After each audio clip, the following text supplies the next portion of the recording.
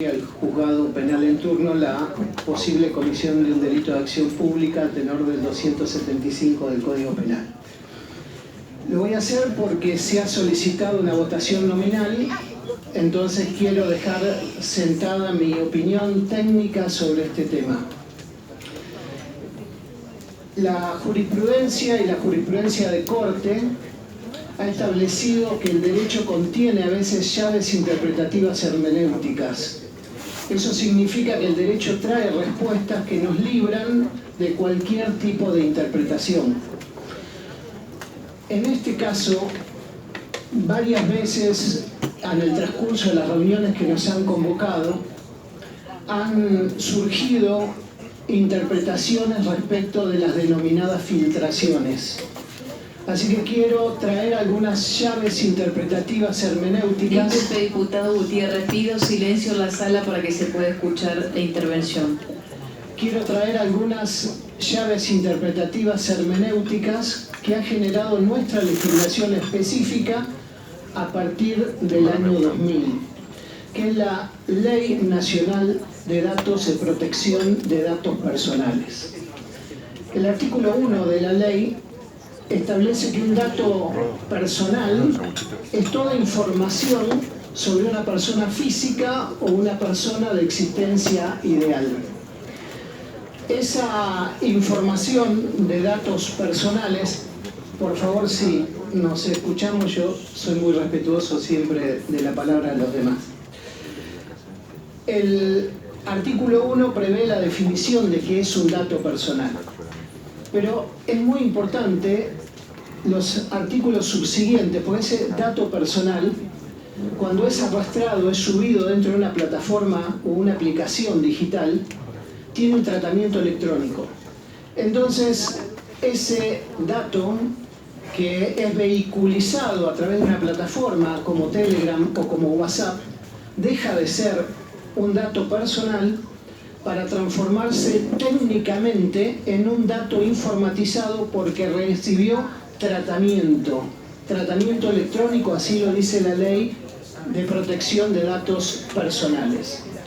No se pierde la titularidad del dato, el dato sigue perteneciendo a su titular, pero se cambia su definición jurídica porque se transforma en un dato informatizado a partir de ese tratamiento que la ley lo establece para el intercambio, para las comunicaciones, para la transferencia. Ahora, el titular de ese dato personal tiene derecho a la protección de ese dato, para eso es la ley. Y contra todo ataque o interferencia ilegal sobre ese dato, lo cual está previsto en el artículo 5 de la ley.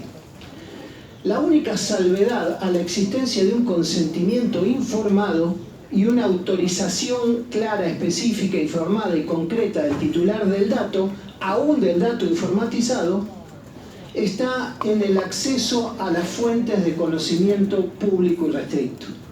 La prensa, por nuestra Constitución Nacional, por el artículo 43 de la Constitución Nacional, prevé una excepción a la acción de habeas data.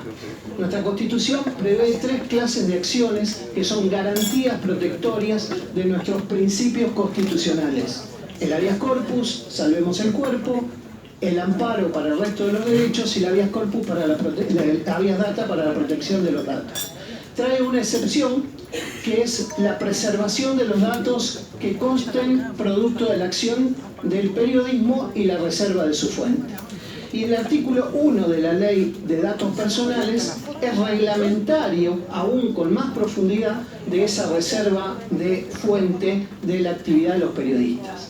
Entonces, en nuestra actividad de conocimiento público, de datos informatizados, extraídos de fuentes de acceso público, incorporadas al dominio público, nosotros podemos conocer de esos datos y podemos interrogarnos sobre esos datos.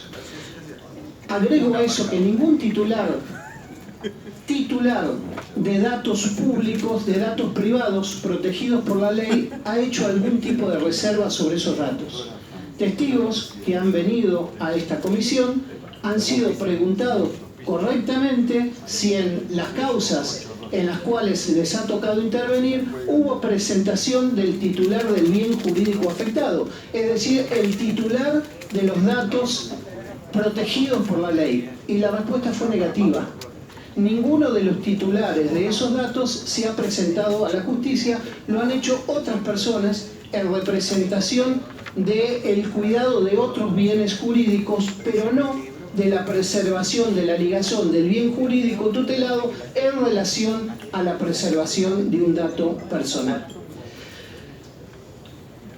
Entiendo entonces que frente a una pregunta concreta de un legislador de esta casa, que preguntó más allá de lo que son las generales de la ley, sino especificó en una relación sistemática es de sistema. Estábamos preguntándole a un operador calificado, un juez federal, sobre su actuación en el marco del sistema de justicia.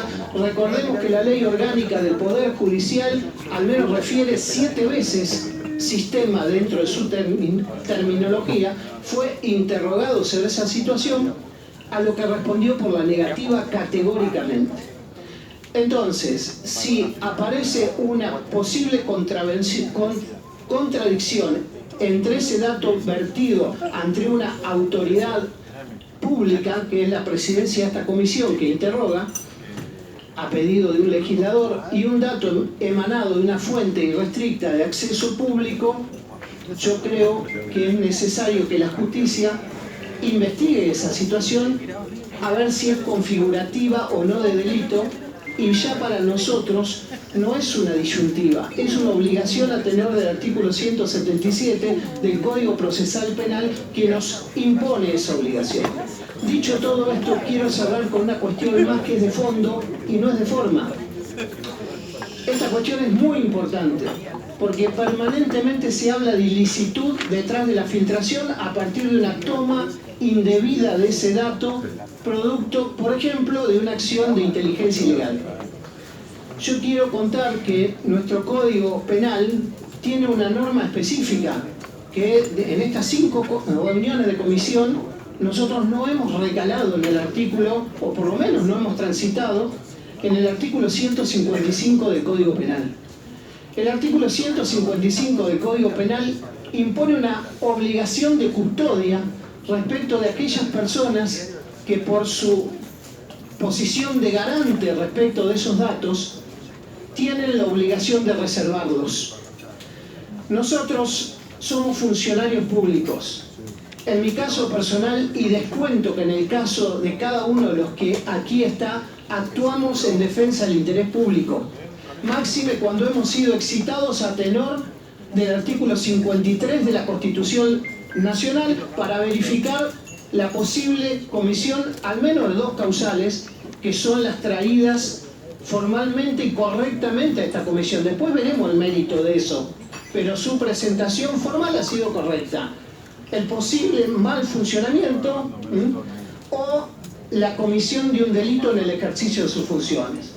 Creo que nos mueve el interés público, fruto de ello, diputados que no forman parte de esta comisión han venido y han acompañado producto de ese interés público. El 155, infine, del Código Penal trae una causa de irresponsabilidad, es decir, una causa de inculpabilidad, o en su caso una excusa absolutoria para otra parte de la doctrina.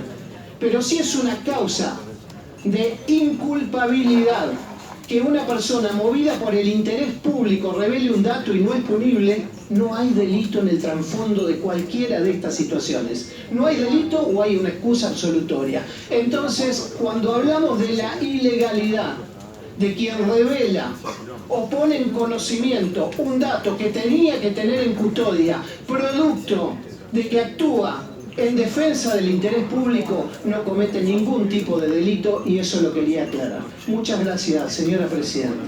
Gracias, diputado.